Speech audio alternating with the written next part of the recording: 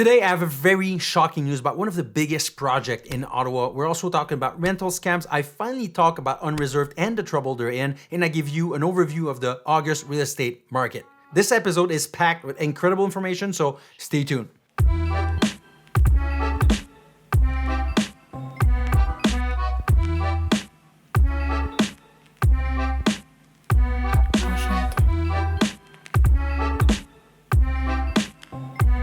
Let's start this show by reminding my new viewers to subscribe for weekly Ottawa content. And also this week I got something new for you guys. I just launched my weekly newsletter. It features my newest video, activities and events going around the city, important news, etc. And this is not a real estate newsletter. Although monthly I send an edition with real estate market stats just because I'm a realtor, I have to do it. This is a tool for you to stay informed and connected, so why not try it out? You can find the link in the description below. Okay, let's start with news number one.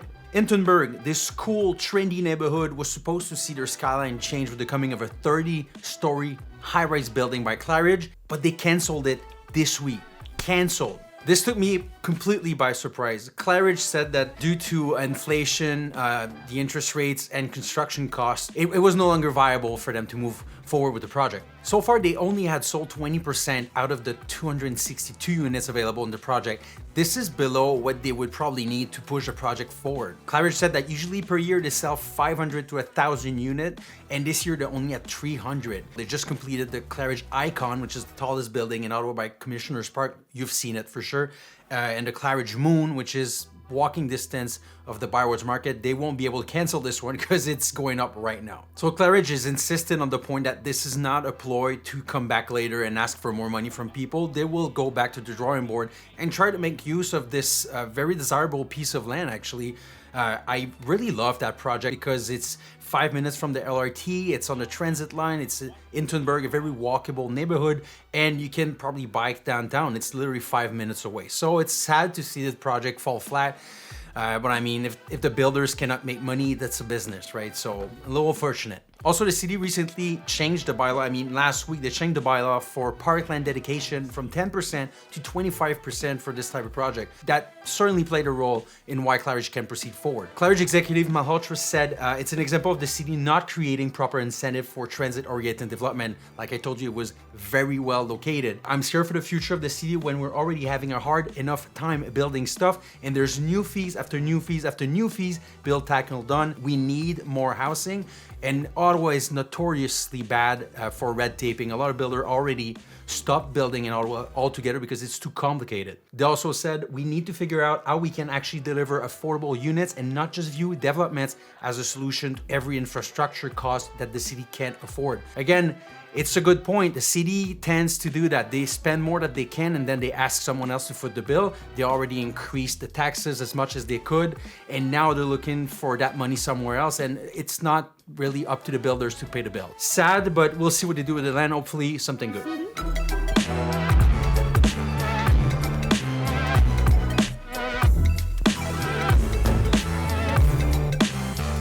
So news number two, a little unfortunate, especially in this climate where people are already struggling. Canada is seeing an unprecedented number of rental scams. Demand for rental is spiking as buying has become so expensive. Then add to this the return of foreign students, and we expect 432,000 new permanent residents by year end. One of the common scams that people run into is, someone just posting fake pictures, asking for a deposit like first and last, just vanishing with the money. Unfortunate, but by visiting the place, you can offset some of that fear.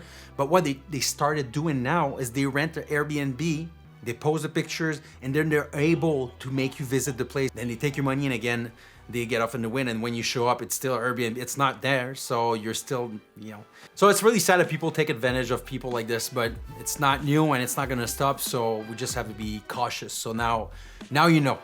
News number three, Unreserved. I didn't want to talk about Unreserved on my channel because they're the competition and I didn't want to seem unbiased and just bash on my competitors. But now they've brought attention to themselves. A woman bought a house through their platform and now she's facing $100,000 in repairs. For those who don't know, Unreserved is an unregulated online auction platform, meaning you call them, they market your property, put them on the site, people can see their open bid, Second auction, and then they won the house. Every offer has to be firm, so you show up with your pre-approval and they pre-inspect the house with their in-house inspector. So she wins the house, moves in, and then she starts to uncover a lot, and I mean a lot of problems with the property. At that point, she brought in her own inspector and found dozens of defects that were not disclosed in Unreserved's report. CBC got a hold of the story and they started asking questions, and they asked this guy, the head of the Canadian Association of Home and Property Inspectors.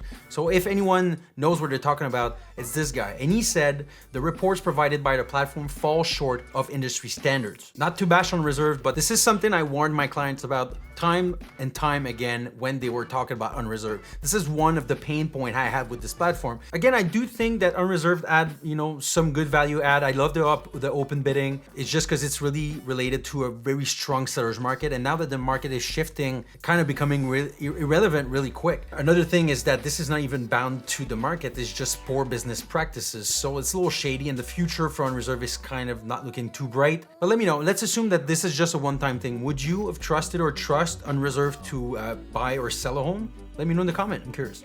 So last piece, the real estate market update for August. You couldn't go without it because you're waiting for my infinite wisdom to take a decision. It's fine.